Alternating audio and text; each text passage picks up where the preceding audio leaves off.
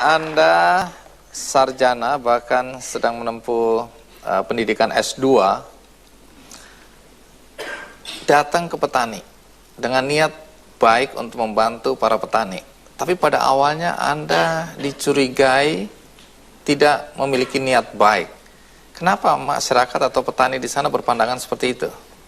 Karena mereka pernah dikecewakan sih, Mas. Dikecewakan oleh ya banyak orang. Jadi orang memanfaatkan ada dana, kemudian mereka ibaratnya mitra dengan petani, binaan mereka, terus dapat uang, nanti mereka hilang. Jadi petani ini dimanfaatkan ya, diperalat. Iya benar. Lalu bagaimana Anda meyakinkan para petani bahwa Anda betul-betul punya niat baik, tidak seperti orang-orang lain? Yang pertama ya kita diskusi. Kita nggak langsung bercerita kita buat ini. Saya beberapa kali sampai dalam 1 bulan itu sampai sekitar 10 kali sampai 15 kali karena lokasinya jauh.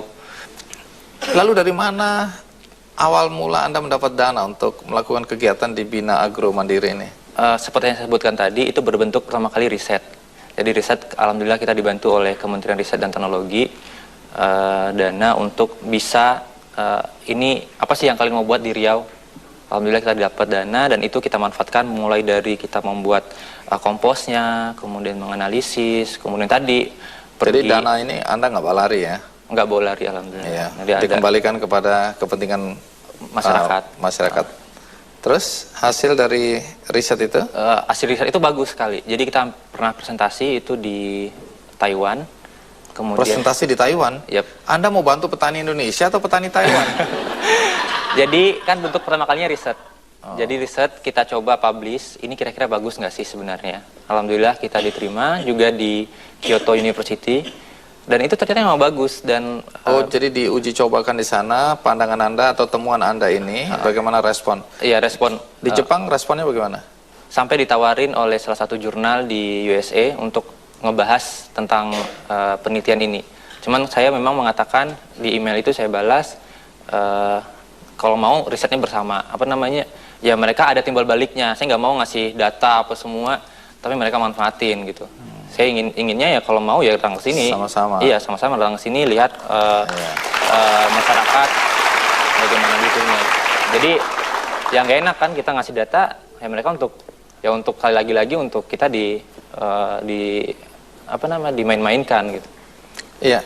Anda pernah juga mengajukan permohonan pinjaman ke bank untuk melakukan riset dan pengembangan ya, tapi ditolak. Tantangan terberat yang Anda hadapi dalam upaya untuk membantu para petani ini apa sebenarnya? Ya mungkin sama dengan Mas Parto juga sama yang lain, bahwa pandangannya masih sepele. Ini apa sih sawah mau diiniin, udah sawah gitu-gitu aja, nggak usah tinggal tanam celup selesai. Iya, nggak penting itu inovasi apa gitu. Apa itu? Karena juga sawit yang penting itu renovasi. Iya, rumah ya. Jadi sawit nggak ada. Jadi saya kebetulan mikirnya minjam ke bank. Kalau kita beli tanah, kayaknya enak banget nih kita minjam duit gitu. Karena ada agunan kan. Jadi kita kebetulan ada tanah.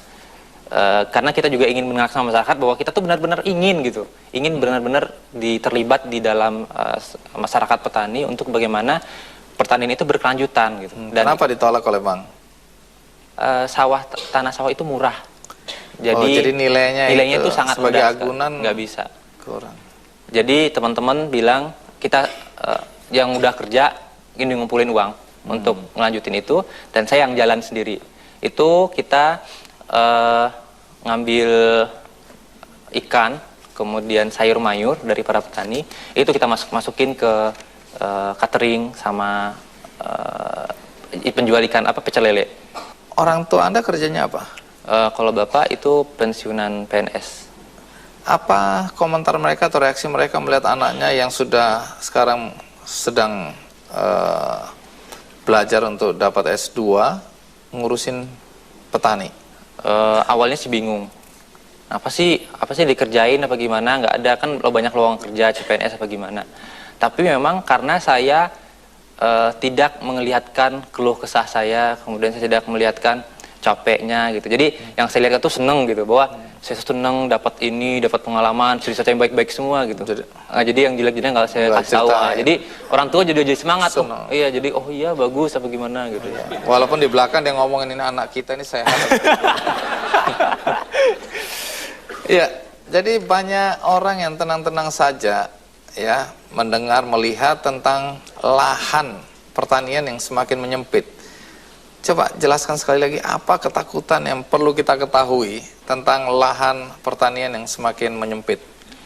Jadi gini Mas, dulu sekali itu kita kalau nyari bahan pokok, kita kan masuk ke hutan. Nyari ubi lah, apalah yang bisa dimakan, itu kita ke hutan. Terus di sana muncul petani, superhero. Datang, kayak nggak perlu ke hutan, beli sama saya aja. Saya nanamin, beli. Setelah itu beberapa dekade muncul pasar, kemudian sekarang supermarket. Peran petani udah mulai dilupakan. Dan masyarakat juga nggak tahu. Ini siapa yang nanam, gue nggak pikirin gitu. Mau ngapain, siapa, gimana, kan udah ada. Di supermarket juga ada. Supermarket juga gitu. Kalau nggak ada dalam negeri, ya kita impor. Ya kan sekarang hobi impor-impor itu kayaknya. Mulai pinter nyindir. Iya. Jadi impor gitu. Impor, terus akan tiba, saya sangat dengan analisis yang saya lihat, saya belajar tentang geokimia anorganik, tentang pergerakan antar, saya kebetulan di kimia lingkungan, akan ada pada satu posisi kita berada di iklim yang sangat ekstrim, dan itu akan mengakibatkan terjadinya krisis pangan. Jadi banyak tanaman-tanaman yang rusak dan sebagainya. Nah, ketika itu terjadi, lahan sudah tidak ada, sudah jadi ruko. Apalagi lahan subur, kalau di Jawa itu subur sekali lahannya. Kalau di sana, lahan-lahannya itu benar-benar harus produktivitasnya ditingkatkan. Lalu apa yang terjadi pada manusia? Kelaparan, habis itu mati deh. Oke, jadi itu yang membuat Anda khawatir. Nah, Anda dalam usia 24 tahun sudah punya pemikiran seperti itu dan sudah punya pengabdian yang cukup punya kontribusi ya terhadap para petani. Saya dengar Anda aktif sekali ya, ikut lomba-lomba sains, jadi pernah ikut lomba apa aja? Jadi saya kebetulan pernah ikut lomba karya tulis ilmiah, kemudian lomba Olimpiade Nasional perguruan tinggi tahun 2008 itu pernah Pertamina mengadakan lomba, dan itu pertama kalinya saya ikut karena pertama kali juga itu diadakan untuk perguruan tinggi. Saya terkejut ketika nama saya muncul, loh kok bisa gitu? Karena saya perasaan itu waktu itu masih semester 2 saya ikut lomba, dan itu 3 orang dari Sumatera dan saya terpilih salah satunya, dan itu bagi saya suatu hal yang luar biasa. Dan di sana bertemulah dengan berbagai macam orang seluruh Indonesia, mulai dari Universitas Cendana dan sebagainya. Itu yang mendorong Anda untuk terus berkarya ya. Iya, benar. Baik. Apa harapan Anda ke depan? Harapan saya itu nggak banyak sih Mas.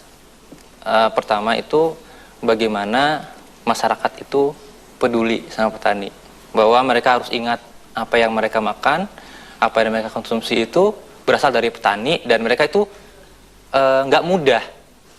Jadi yang identik dengan miskin, yang kita anak petani aja malu kalau bikin pekerjaan orang tua petani, aduh malu banget. Diganti? Wira swasta.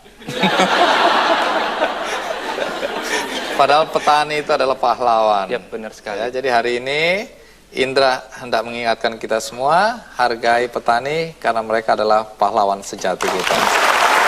Baik, terima kasih Indra sudah berbagi dengan kami semua di acara Kikendi ya. Siap. Sukses buat Anda, tapi kalau pulang dari Jepang kembali ke desa. Siap. Iya.